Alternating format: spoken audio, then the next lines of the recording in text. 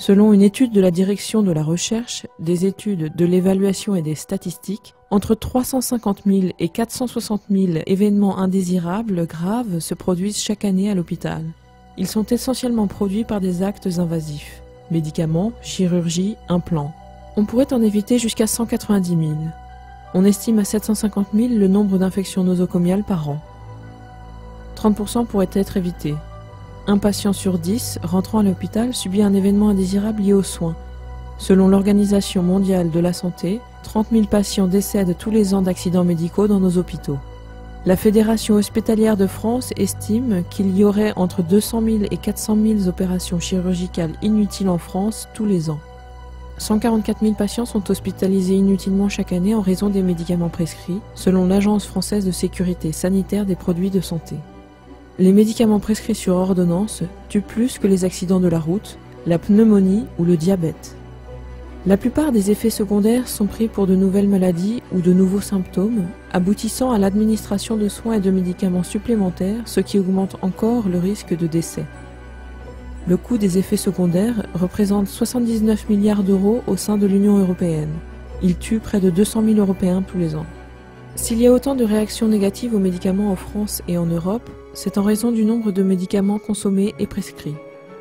De nombreux patients se voient prescrire une foule de médicaments aux dosages variés et aux effets contradictoires qui peuvent interagir et provoquer des réactions bien plus graves lorsqu'ils sont combinés. Nous avons atteint le point de saturation pour la prescription des médicaments. Nous sommes arrivés au stade où toutes les eaux testées contiennent des restes mesurables de médicaments. Les tonnes d'antibiotiques utilisées dans l'élevage de fermes, qui se répandent dans toutes nos rivières, donnent aux bactéries présentes dans les systèmes de traitement des eaux une résistance accrue aux antibiotiques. On retrouve ces bactéries dans nos réserves d'eau. La France détient le record de la consommation de médicaments en Europe. Les pharmacies distribuent tous les ans plus de 1500 unités de médicaments par patient contre 1000 en Allemagne et 750 en Italie. En 2010, 50 boîtes de médicaments ont été prescrites par personne en France, ce qui fait plus de 3 milliards de boîtes de médicaments vendues dans l'année. 50% des Français âgés de plus de 65 ans prennent entre 1 et 4 médicaments chaque jour. 38% de ces Français prennent de 5 à 10 médicaments par jour. 1% de ces Français prennent plus de 10 médicaments différents par jour. Les médecins français prescrivent 4 fois plus que les médecins britanniques, irlandais, italiens ou grecs, et 6 fois plus que les Danois, les Belges et les Allemands, selon le chercheur Bertolt Würmser, un expert européen sur les questions de santé. À âge égal, beaucoup de Français ont des problèmes de santé qu'ils n'avaient pas il y a 20 ans. Les maladies dégénératives sont de plus en plus répandues. L'incidence de plusieurs cancers a doublé. 12% des personnes âgées de 80 ans sont atteintes de démence sénile que l'on pourrait éviter. Nos personnes âgées sont assommées de médicaments et ne s'en portent pas mieux. Le système de santé en France privilégie le traitement de la maladie et non la prévention.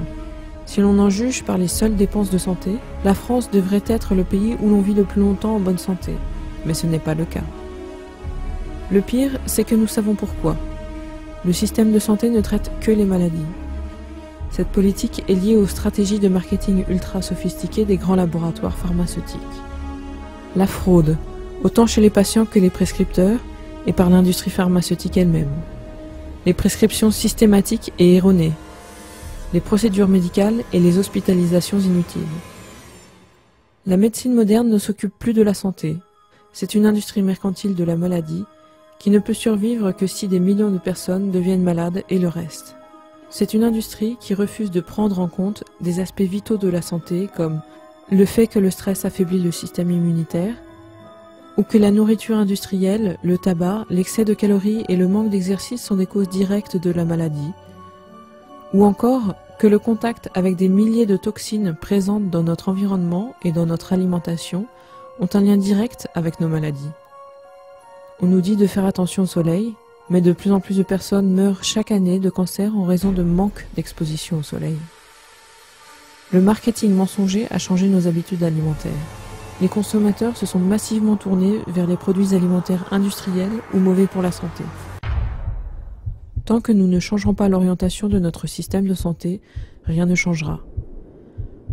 Nous devons mener une vie plus saine, faire plus d'exercice et adopter des régimes alimentaires adaptés à nos systèmes immunitaires. Nous devrions combattre la maladie, la prévenir et éviter au maximum tous les dommages collatéraux pour les patients.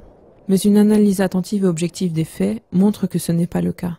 Il est temps d'arrêter de bombarder notre organisme de médicaments et d'aller chercher une bonne santé en vivant de manière saine et équilibrée. Le temps est venu de reprendre le contrôle sur notre santé.